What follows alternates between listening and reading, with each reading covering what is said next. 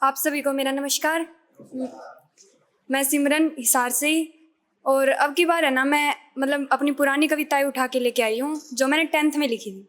और मैं उस टाइम रियलिटी लिखती थी, अब तो कुछ कल्पनाएं भी लिख देती हूँ, लेकिन उस टाइम रियलिटी लिखती थी।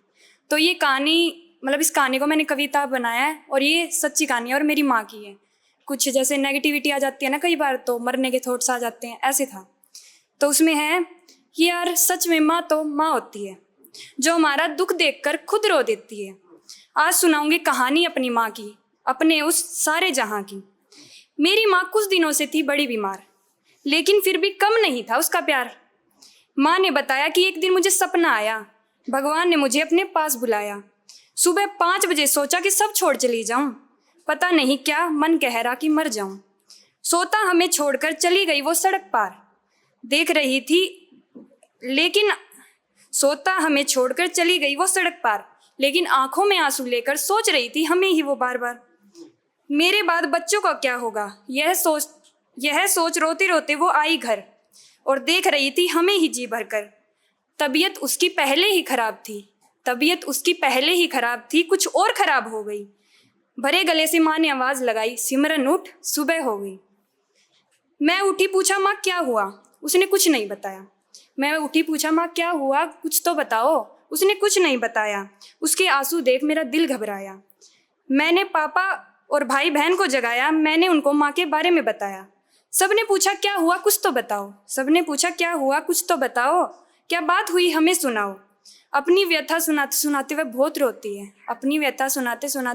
रोती है। क्या सच में आज सबकी माँ ऐसी होती है, जो खुद के मरने से पहले भी बच्चों के बारे में सोचती है, ख्याल खुद का ना करके बच्चों का करती है। क्या यार सच में माँ ऐसी होती है? हाँ यार सच में माँ ऐसी होती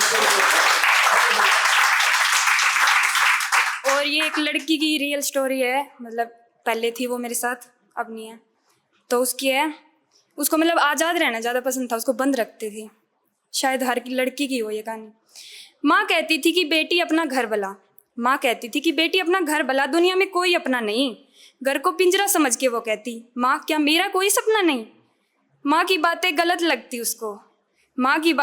लगती उसको, पिता की बातें भी ना सुनती थी। रोज 2 पल खिड़की के पास बैठ वो अपने सपने बुनती थी। यार दोस्तों की मोहब्बत देख दो, वो भी मोहब्बत कर बैठी। दोस्तों के साथ घूमने जाने के लिए वो अपनों से भी लड़ बैठी। बस फिर क्या, निकल पड़ी हैवानों की इस दुनिया में। देखते ही देखते कुछ दरिंदों की हवस का शिकार हो गई। घर से भागी थी तो घर जाने की कोशिश बेकार हो गई। बैठी है अब सहमी सी, सोचती है बंद दीवारों में ही ठीक थी। क्यों निकली दुनिया देखने, अपने गलियारों में ही ठीक थी। हालात उसके अब ऐसे थे, समझ उसे कुछ नहीं आ रहा था। अब किसको क्या बताए, दिल बस रोए ही जा रहा था। मौत के सिवा उसे कोई रास्ता नजर नहीं आया। बस फिर क्या, सबको कहे अलविदा, उसने मौत को गले लगा।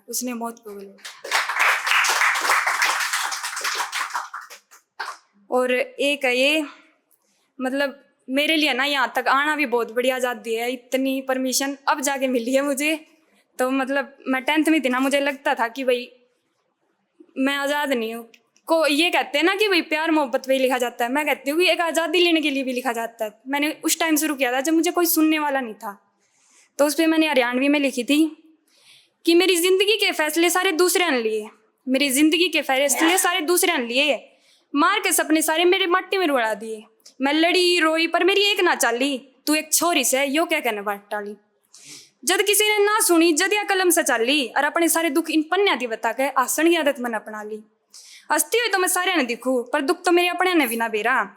रोज सुन लियो तू यो कौन कर सकती, तू वो कौन कर सकती, क्योंकि तू कौन एक छोरा। घर के काम सारे आने चाहिए, क्योंकि तना अगले घर जाना है, और सहन की आदत गिर ले जगह अगला बसाना है। जीवन साथी टोक है मेरा, कहेंगे मारी बेटी तो आजाद से। जय मैंने मेरे दिल की बात भी धरती ने, तो कहेंगे कि यो दिन दिखाना था, कटवा दी मारी नाक से। सारे फैसले लेकर मेरे, फिर बस बयान की तैयारी से, फिर खुल के जीण की नहीं, मृत्यु बंधन की तैयारी से।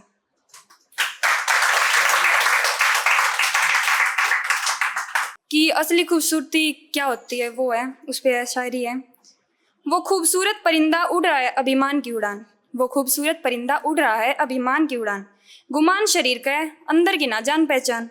मिलना कभी उससे जो खुदा के करीब रहा हो, पूरे जान में नहीं मिलेगा उससे सुंदर इंसान।